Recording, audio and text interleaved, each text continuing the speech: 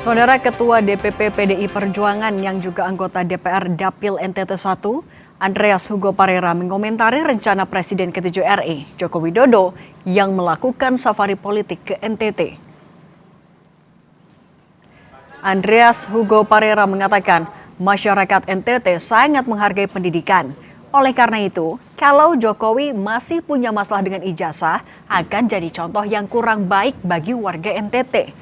Ia meminta Jokowi berpikir ulang ke NTT karena masih punya masalah dengan keabsahan ijazah.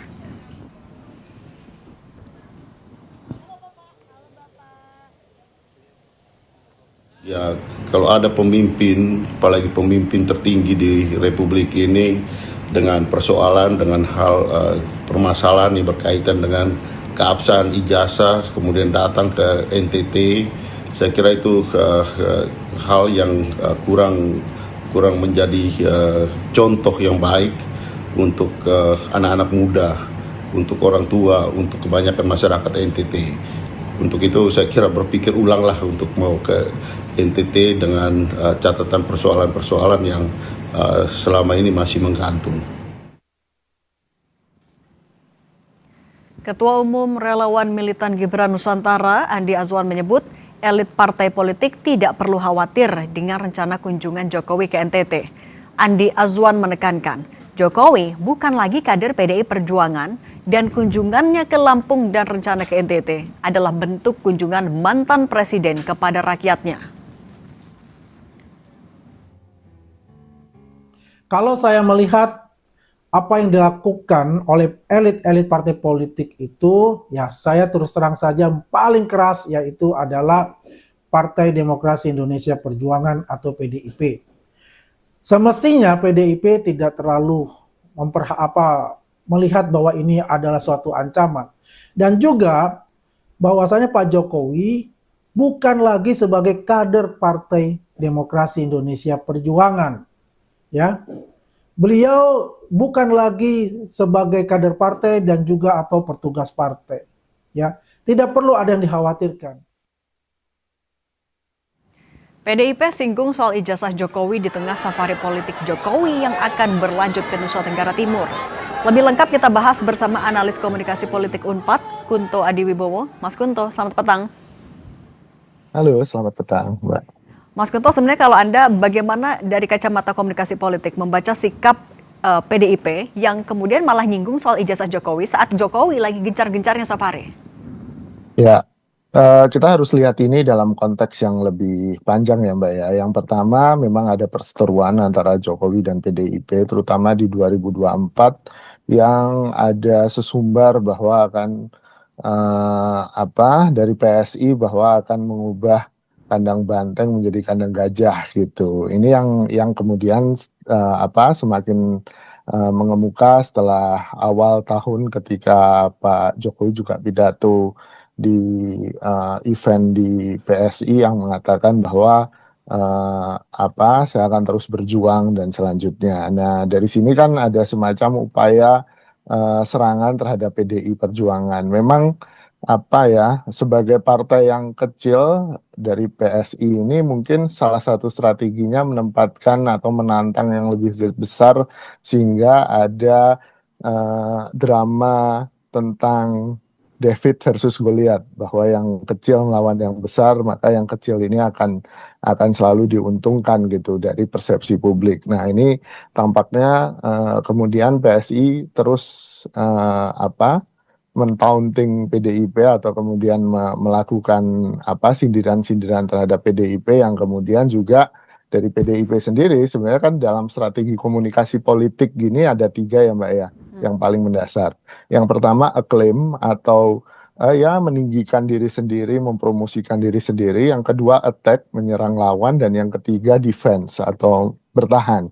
Nah, attack yang sudah dilakukan oleh PSI, maka yang dilakukan oleh PDI ya bertahan gitu kan, dan bertahannya kali ini dengan counter serangan gitu kan, dengan serangan lagi terhadap PSI, terutama dalam hal ini yang kemarin Pak Andreas lakukan ya serangan terhadap Jokowi sendiri, karena kan di masa kampanye ini Jokowi ingin mengkampanyekan PSI kan Mbak, dengan mentransferkan kredibilitas Jokowi kepada PSI gitu. Tapi ada dua problem mendasar di sini. Satu, Pak Jokowi sendiri bukan ketua umum PSI, walaupun dia bapak dari ketua umum PSI, tapi dia bukan siapa-siapa di PSI.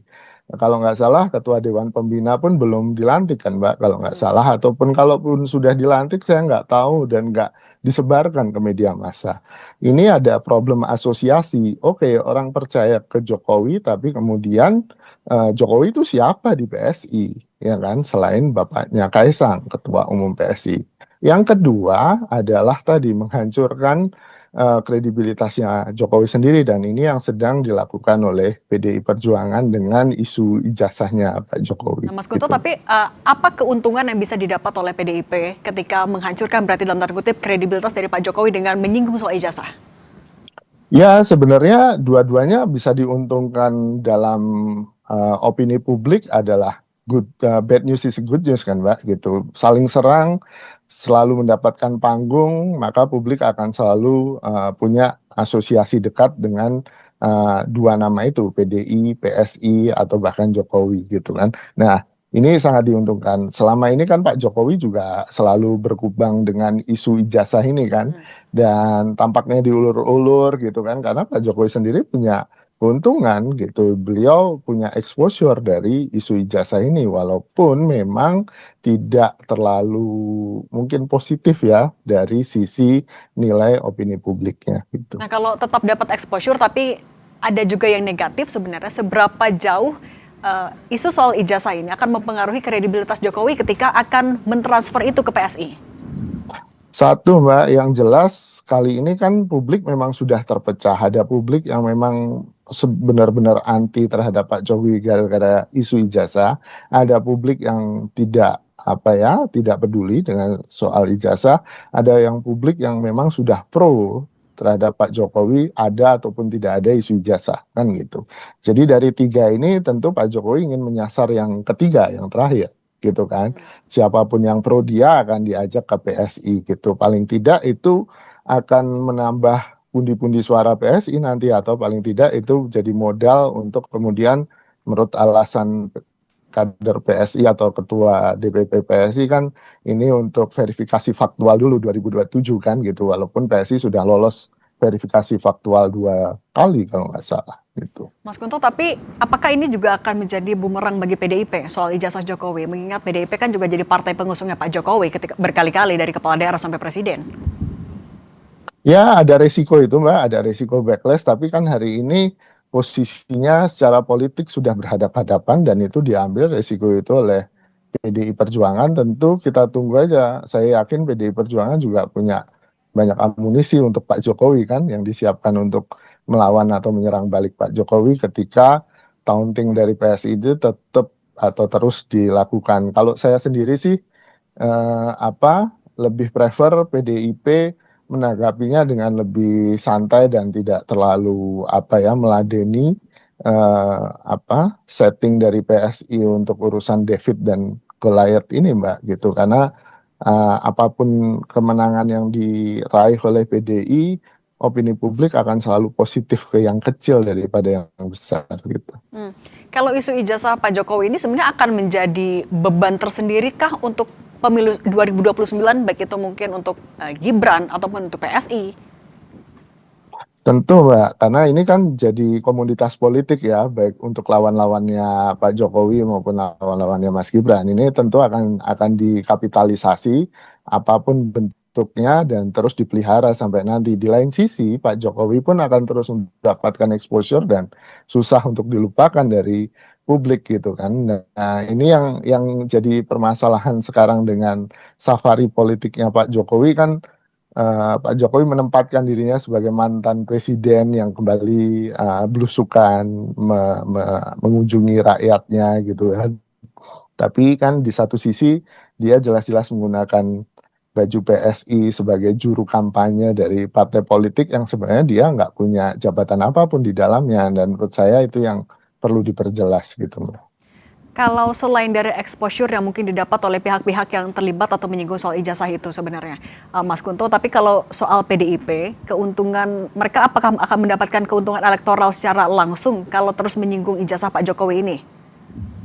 Tentu tidak, Mbak, gitu. Tentu tidak. Itu kan cara untuk bertahan, dan ada banyak strategi bertahan yang lain kan selain dengan counter attack. Menurut saya yang dilakukan PDI sekarang ya sifatnya counter attack sporadis, belum sistematis gitu kan. Pada akhirnya ya perlu kemudian yang menurut saya efektif adalah kemudian ya menahan Pak Jokowi ataupun kader-kader PSI di akar rumput dengan cara kader-kader PDI yang top gitu kan juga ikut turun di tempat-tempat yang sudah dikunjungi oleh Pak Jokowi, istilahnya dibasuh lagi lah Mbak gitu. Nah ini mungkin bisa jadi alternatif, tapi kan PDI mungkin punya timeline sendiri dan sudah punya jadwal sendiri terhadap kerangka kerja kampanye mereka menjelang 2029, dan tentu saja mereka akan melihat apakah ini memang berbahaya, membahayakan kandang banteng atau tidak apa yang dilakukan Pak Jokowi. Kalau ternyata enggak dari hasil survei ya mungkin PDI hanya akan menimpali pernyataan atau bahkan sesekali menyerang pernyataan ini terhadap Pak Jokowi di media gitu dan tidak langsung ke akar rumput gitu sih Mbak. Oke, Mas Kunto, tapi dengan panjangnya kasus ijazah Pak Jokowi dari tahun lalu sampai sekarang juga masih belum selesai. Ini juga akan mempengaruhi mungkin ada kejenuhan bagi publik ketika mengikuti ini. Apalagi kalau misalnya bisa jadi amunisi juga sampai 2029. Nanti dampaknya untuk konstituen atau untuk para pemilih akan seperti apa? Ya, satu hal ini kan memang isu atau komoditas politik yang agak terpolarisasi. Tadi sudah ada camp-campnya, sudah ada kelompok-kelompoknya yang jelas. Saya sih berharap isu ijazah palsu ini akan mengerucut pada perbaikan sistem pemilu, Mbak, gitu.